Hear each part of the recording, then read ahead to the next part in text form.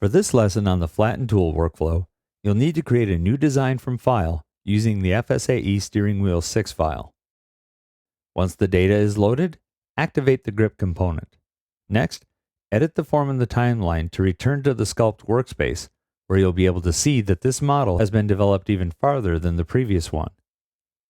The creased edge that we added is still there, but you'll notice that the face of our thumb pedestal has changed. It has been reduced in size and rotated slightly. Because of this, it's no longer flat, and as we rotate the model, we can see a slight crown. In order to remedy this, we need to use a feature to modify the face called Flatten. From the Modify drop-down, select the Flatten tool. The Flatten tool has several different modes. Fit direction will use an average of the selected points to reduce the crown in this model.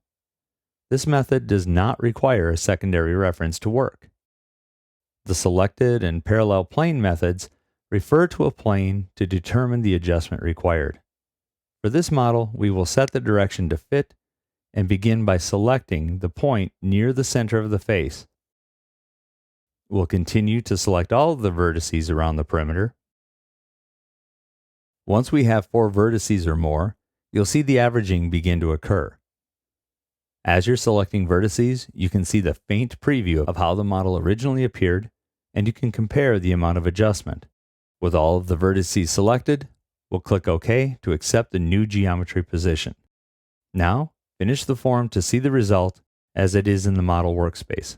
It looks nice and flat, so now we can save the file.